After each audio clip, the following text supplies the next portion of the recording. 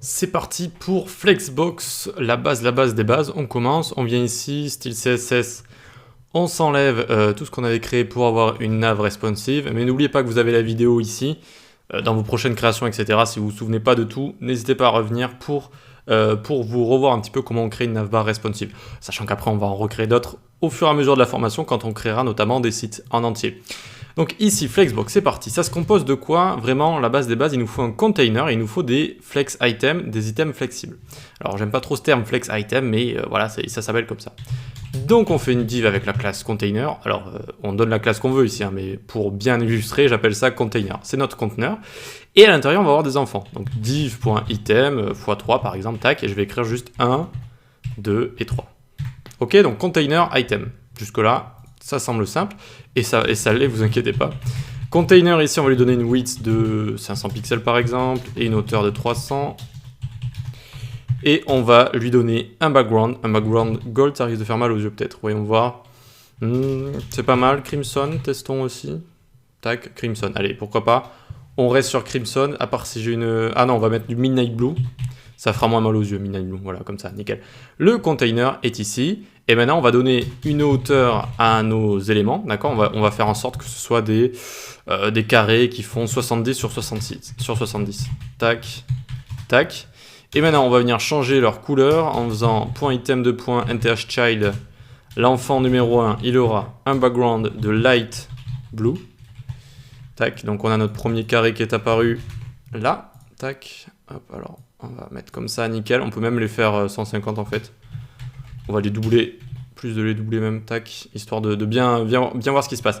Donc on va avoir du light green également, histoire de... Il est là, tac, et du salmon.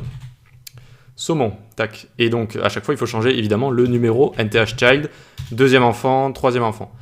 Et donc, on a nos 3 box qui sont ici, parce que de base, ce sont des éléments de type bloc, d'accord? Donc, c'est des blocs ici, 1 bloc, 2 blocs, 3 blocs, et je vous rappelle qu'ils prennent toute la largeur. Alors, j'ai ouvert la console ici, on va venir les survoler, et regardez, hop, ils prennent bien toute la largeur, et notamment jusqu'à la fin de leur container ici. Comportement tout à fait classique. Voilà, ce sont des blocs, ok.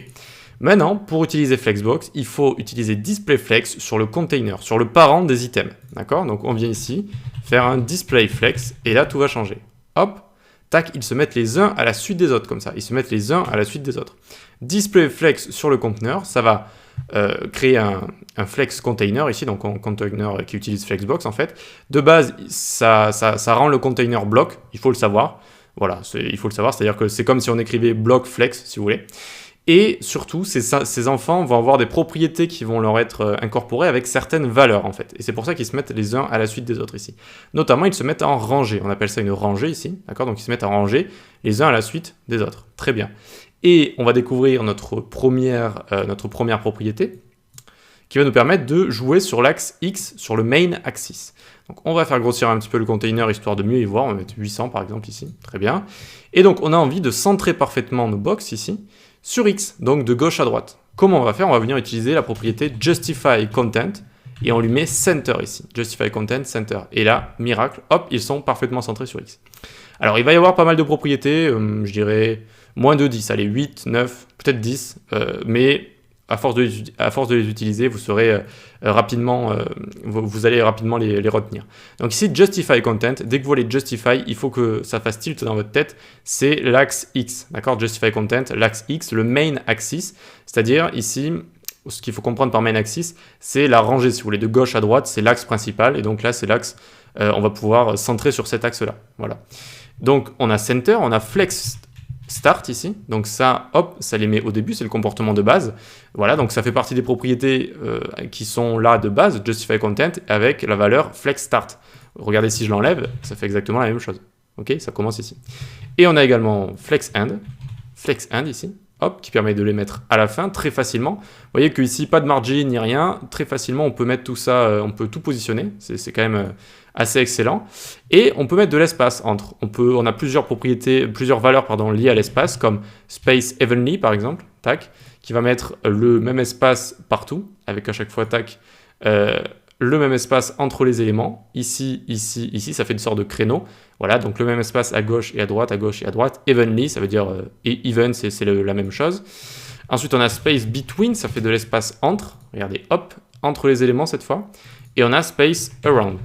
Et donc space around ici, ça va mettre, si vous voulez, une unité ici, une unité à droite, et la même chose partout ici. L'espace que vous voyez à gauche et à droite là, eh bien ça le met de chaque côté en fait des éléments. Ça met le même espace aux alentours, donc around.